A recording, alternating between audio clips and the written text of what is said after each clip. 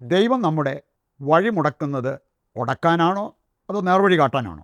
പലർക്കും അവരുടെ വഴി മുടക്കുന്നത് ഇഷ്ടമുള്ളൊരു കാര്യമല്ല. സാധാരണ നടന്നുകൊണ്ടിരുന്ന സ്ഥലത്തൂടെ ഇപ്പോൾ നടക്കാൻ മേലാതെ വഴി മുടക്കിയിരിക്കുകയാണെങ്കിൽ പ്രതികരിക്കുന്നത് കാണാൻ പറ്റും.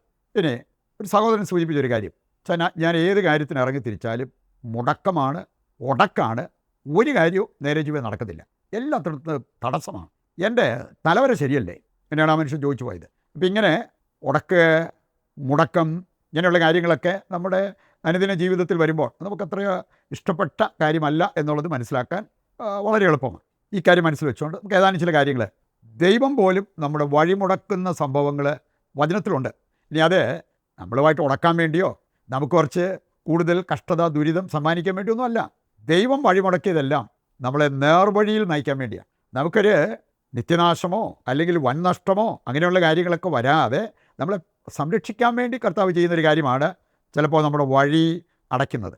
സംഖ്യയുടെ പുസ്തകം 22-ാം അധ്യായം എടുക്കുമ്പോൾ അവിടെ നമ്മൾ കാണുന്നൊരു സംഭവമുണ്ട്. ബാലാമും ബാലാമിൻ്റെ കഴുതി, അവരുടെ വഴിമുടക്കുന്ന ദൈവദൂതനെ കാണാൻ പറ്റും. കഴുതി ആദ്യം റോഡിൽ നിന്ന് സൈഡിലേക്ക് ചാടി, ആ മനുഷ്യർ ഒരുപാട് കഷ്ടപ്പെട്ട് വീണ്ടും വഴിയിലേക്ക് കൊണ്ടുവന്നു.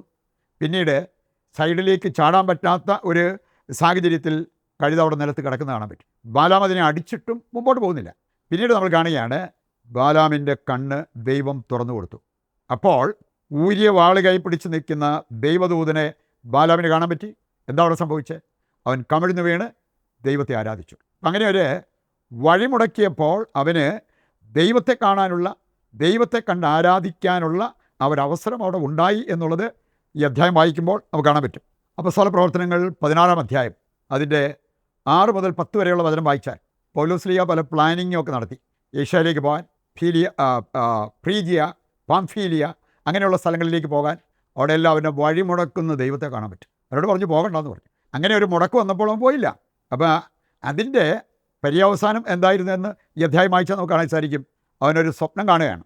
മക്കതോണിയക്കാർ അവനെ ക്ഷണിക്കുന്നു, ഞങ്ങളുടെ അടുത്തേക്ക് വന്ന് ദൈവവചനം പറഞ്ഞുകൂടെ? അവിടെ മുടക്കൊന്നുമില്ലായിരുന്നു, ഒരടക്കമില്ലായിരുന്നു. അതുകൊണ്ട് അവൻ നേരെ മക്കതോണിയായി പോയി അവിടെ അതിവിശിഷ്ടമായി സുവിശേഷ വേല ചെയ്തു എന്നുള്ളത് ഈ അധ്യായത്തിൽ നമ്മൾ വായിക്കുന്ന ഒരു കാര്യമാണ്. ഇതൊക്കെ അവൻ്റെ നന്മയ്ക്ക് വേണ്ടിയും മറ്റുള്ളവരുടെ നന്മയ്ക്ക് വേണ്ടിയും അവനെ നേർവഴിയിൽ നയിക്കുന്നതിന് വേണ്ടിയാണ് അങ്ങനെ ഒരു ഉടക്ക് അവിടെ ദൈവം കൊണ്ടുവന്നത് എന്ന് നമുക്ക് മനസ്സിലാക്കാൻ പറ്റും. യോനാ പ്രവാചകൻ 3-ാം അധ്യായം 4-ാം അധ്യായം ഇതൊക്കെ വായിക്കുമ്പോൾ നമുക്ക് കാണാൻ സാധിക്കും നിനവെ ദേശവാസികളുടെ നന്മയ്ക്ക് വേണ്ടി ദൈവം പ്രവർത്തിച്ച കാര്യം. യോനായുടെ ജീവിതത്തിൽ കുറേ ഉടക്കും മുടക്കവും ഒക്കെ വരുത്തി. അവൻ ഉദ്ദേശിച്ച രീതിയിൽ അവന് മുമ്പോട്ട് പോകാൻ പറ്റിയില്ല. പക്ഷെ അതെല്ലാം വലിയൊരു ദേശത്തിൻ്റെ മാനസാന്തരത്തിനും അവരുടെ രക്ഷയ്ക്കും കാരണമായി തീർന്നു എന്നുള്ളത് ഈ 2 അധ്യായങ്ങൾ വായിക്കുമ്പോൾ നമുക്ക് കാണാൻ പറ്റുന്ന കാര്യമാണ്. വിലാപങ്ങൾ 3-9 വായിച്ചാൽ അവിടെ നമ്മൾ കാണുന്നത് ഇസ്രായേൽക്കാരുടെ വഴി ചെത്തിയെടുത്ത കല്ലുകൊണ്ട് എന്ന പോലെ കർത്താവ് അടച്ചു. അവരുടെ വഴി മുടക്കി. എന്തുകൊണ്ടാണ്? അവരുടെ പാപം മൂലം അവർ ആ പാപം തിരിച്ചറിഞ്ഞ് അനുദപിച്ച് രക്ഷ പ്രാപിക്കേണ്ടതിന് കർത്താവ് ചെയ്ത ഒരു കാര്യമാണ് അവരുടെ വഴി മുടക്കി. ചെത്തിയെടുത്ത കല്ലുകൊണ്ടെന്ന പോലെ, മതിൽ കെട്ടി എന്നതുപോലെ അവരുടെ വഴി തടഞ്ഞു എന്നാണ് ഈ വചനഭാഗം നമ്മെ ഓർമ്മിപ്പിക്കുക. രണ്ടാമതായിട്ട് നമ്മൾ കാണുന്നത് യെശയ്യാ 30:20-21 വായിച്ചാൽ അവിടെ വലിയൊരു സന്ദേശമുണ്ട്. അവിടെ പറഞ്ഞിരിക്കുന്നത് കർത്താവ് നിനക്ക് കഷ്ടതയുടെ അപ്പവും ക്ലേശത്തിൻ്റെ ജലവും തന്നേക്കാം, പക്ഷെ നിൻ്റെ ഗുരു നിന്നിൽ നിന്നും മറഞ്ഞിരിക്കില്ല. നിൻ്റെ കണ്ണുകൾ ദൈവത്തെ കാണാൻ അത് കാരണമാകും, നിൻ്റെ കാതുകൾ ദൈവത്തെ കേൾക്കാൻ അത് കാരണമാകും. വലിയൊരു കാര്യമല്ലേ? നമ്മൾ വലിയ ബുദ്ധിമുട്ടോ പ്രയാസമോ അല്ലല്ലോ അലച്ചിലോ ഒന്നുമില്ലാതെ 100 വർഷം ഈ ഭൂമിയിൽ ജീവിച്ചാലും ദൈവത്തെ ഒന്ന് കാണാൻ പറ്റിയില്ലെങ്കിലോ, ദൈവത്തെ ഒന്ന് കേൾക്കാൻ പറ്റിയില്ലെങ്കിലോ, ഈ സുഖജീവിതമാണ് ഏറ്റവും പ്രധാനപ്പെട്ടത്. ക്രിസ്ത്യാനികളെ സംബന്ധിച്ചിടത്തോളം അതല്ല. ദൈവത്തെ കണ്ടുമുട്ടി ദൈവത്തെ അനുഭവിച്ച് അനുഭവത്തിൻ്റെ വെളിച്ചത്തിൽ ജീവിക്കുന്നത്, അതിന് കഷ്ടതയുടെ അപ്പം, ക്ലേശത്തിൻ്റെ ജലം നമ്മെ സഹായിക്കും. ചില ഉടക്ക്, ചില തടസ്സങ്ങൾ അതൊക്കെ നമുക്ക് ഉപകാരപ്രദമാകും എന്നുള്ളത് കർത്താവിൻ്റെ വചനം നമ്മെ ഓർമ്മിപ്പിക്കാൻ. അവസാനമായിട്ട് നമ്മൾ ചിന്തിക്കുന്നത്, പ്രാർത്ഥിക്കുന്നവർക്ക് ദൈവം ഉത്തരം നൽകുന്നത് 4 രീതിയിലാണ്. ചിലർക്ക് ആകപ്പാടെ ഒരു രീതി അറിയാവുള്ളൂ. ചോദിച്ചത് അന്നേരം കിട്ടിയാൽ പ്രാർത്ഥന കേട്ടു, ചോദിച്ചത് അതുപോലെ നടന്നാൽ ദൈവം നല്ലവനാണ്. പക്ഷെ അങ്ങനെ മാത്രമല്ല ദൈവം ഉത്തരം നൽകുന്നത്. നമുക്കറിയാലോ, നമ്മൾ ഇംഗ്ലീഷിൽ പറയാനുള്ളൊരു പദമാണ് ഗോ.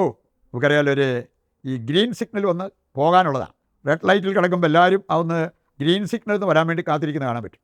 അപ്പോൾ എല്ലാവർക്കും ഇഷ്ടമുള്ളത് അതാണ്. ചോദിച്ചത് അതുപോലെ നമ്മൾ ആഗ്രഹിച്ച സമയത്ത് നടന്നു. രണ്ടാമതൊരു രീതിയുണ്ട്, അതാണ് സ്ലോ എന്ന് പറഞ്ഞാൽ സമയമാകുമ്പോൾ കർത്താവ് ചെയ്യും. Delay does not mean denial എന്നാണ് പറഞ്ഞിരിക്കുന്നത്. കാലതാമസം വന്നെന്ന് വിചാരിച്ച് നടക്കില്ലാന്ന് വിചാരിച്ച് നമ്മുടെ പ്രാർത്ഥന നിർത്തരുതെന്ന്. നടക്കുന്നിടം വരെ, ദൈവത്തിൽ നിന്നൊരു ഉത്തരം കിട്ടുന്നിടം വരെ നമ്മുടെ പ്രാർത്ഥന നമ്മൾ തുടരണം. 1 പത്രോസ് 5:6 മുതൽ വായിച്ചാൽ തക്ക സമയത്ത് കർത്താവ് നിനക്ക് വേണ്ടി പ്രവർത്തിക്കും. മൂന്നാമതൊരു കാര്യമുണ്ട്, നമ്മൾ വളരാൻ വേണ്ടിയായിരിക്കാം ചിലപ്പോൾ കാലതാമസം കർത്താവ് വരുത്തുക. We need to grow. ആത്മീയമായിട്ട് നമ്മൾ വളരുമ്പോൾ ദൈവം നമുക്ക് വേണ്ടി പ്രവർത്തിക്കുന്നത് നമുക്ക് കാണാൻ പറ്റും. ജെറമ്യായുടെ പുസ്തകം 29:13, പൂർണ്ണ ഹൃദയത്തോടെ കർത്താവിനെ അന്വേഷിക്കുന്നവർ കർത്താവിനെ കണ്ടെത്തും. ആത്മീയ പക്വതയിലേക്ക് വരാൻ വേണ്ടിയായിരിക്കാം കർത്താവ് ചിലപ്പോൾ കാലതാമസം വരുത്തുക.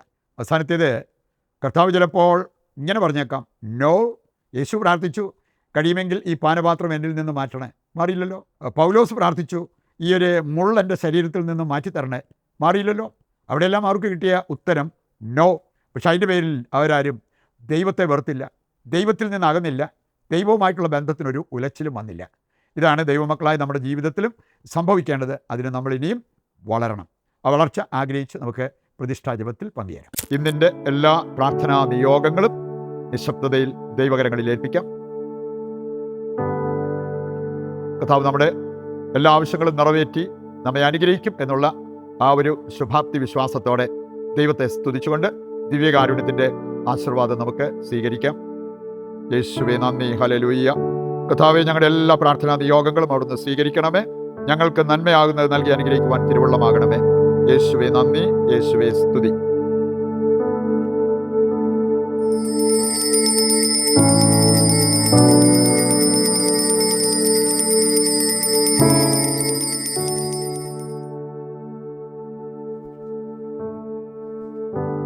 മറ്റൊരു എപ്പിസോഡുമായി നാളെ വീണ്ടും നമുക്ക് ഒന്നിക്കാം. ദൈവം നിങ്ങളെ സമൃദ്ധമായി അനുഗ്രഹിക്കട്ടെ.